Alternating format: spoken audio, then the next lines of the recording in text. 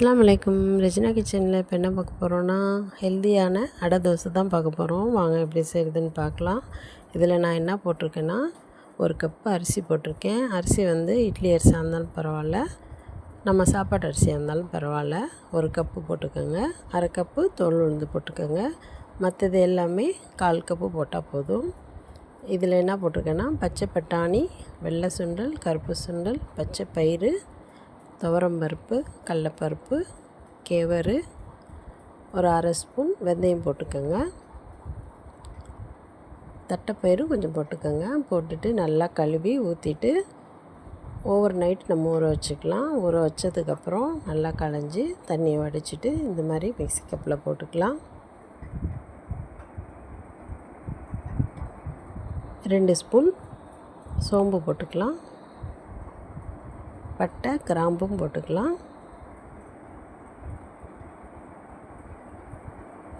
வரமிளகா போட்டுக்கலாம். உங்களுக்கு காரம் எவ்வளவோ அவ்வளோ வரமிளகா போட்டுக்கோங்க.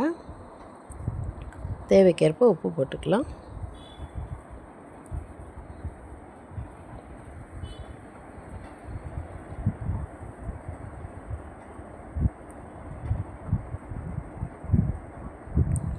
கொஞ்சமாக தண்ணி ஊற்றி இதை அரைச்சிக்கலாம்.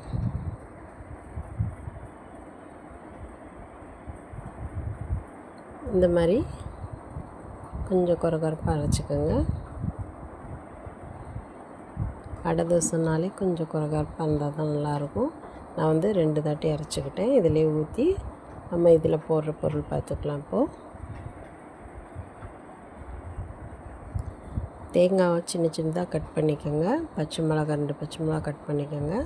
கொத்தமல்லி தழை, கருவேப்பிலை போட்டு இதிலே போட்டு கலந்து வச்சிடலாம்.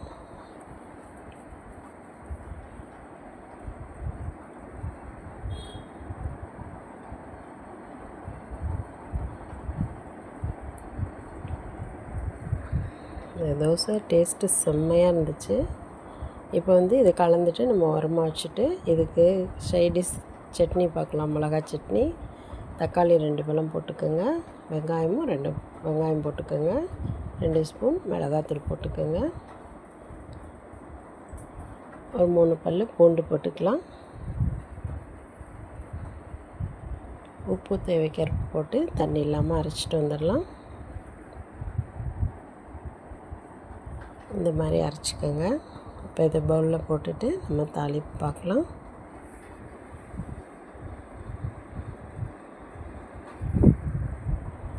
எண்ணெய் கொஞ்சம் ஊற்றி கடுகு கருவேப்பிலை போட்டு தாளிச்சுக்குவோம்.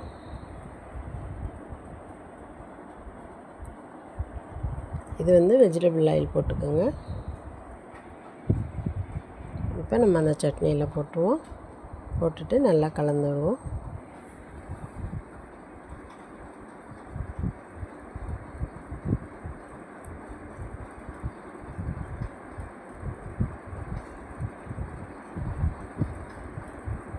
சட்னி சூப்பராக ரெடி ஆகிடுச்சு. இப்போ நம்ம தோசை ஊற்றலாம்.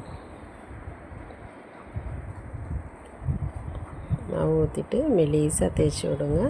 மெலிசாக தேய்க்கும் போது கொஞ்சம் சிம் பண்ணிக்கோங்க. அப்போ தான் உங்களுக்கு தேய்க்க வரும். சூடாக இருந்துச்சுன்னா தேய்க்க வராது. கொஞ்சம் சிம் பண்ணிவிட்டு தேய்ச்சி விட்டுட்டு நல்லெண்ணெய் ஊற்றிக்கோங்க. நல்லெண்ணெய் ஊற்றிட்டு கொஞ்சம் வேகமாக வச்சுக்கோங்க அடுப்பை.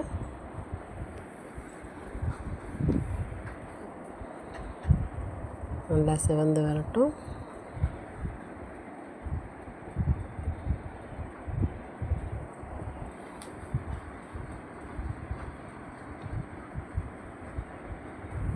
நல்லா சிவந்துருச்சு. இப்போ நம்ம திருப்பி போட்டுக்கலாம்.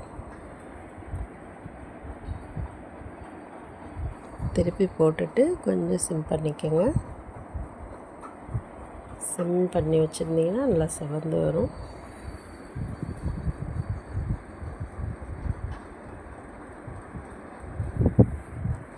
இப்போ பிளேட்டில் வைக்கிறேன் பாருங்கள். நல்லா அடை தோசை செம்ம சூப்பராக இருந்துச்சு. இதுக்கு சைடிஷ் இந்த மிளகா சட்னி இதுக்கும் அல்டிமேட்டாக இருந்துச்சு. நீங்களும் இதே மாதிரி செஞ்சு சாப்பிட்டு பாருங்கள். செஞ்சும் பாருங்கள். என் வீடியோ பிடிச்சிருந்தா லைக் பண்ணுங்கள், ஷேர் பண்ணுங்கள், கமெண்ட் பண்ணுங்கள். மறக்காமல் சப்ஸ்கிரைப் பண்ணுங்கள். ஓகே, பாய். அஸ்ஸலாமு அலைக்கும்.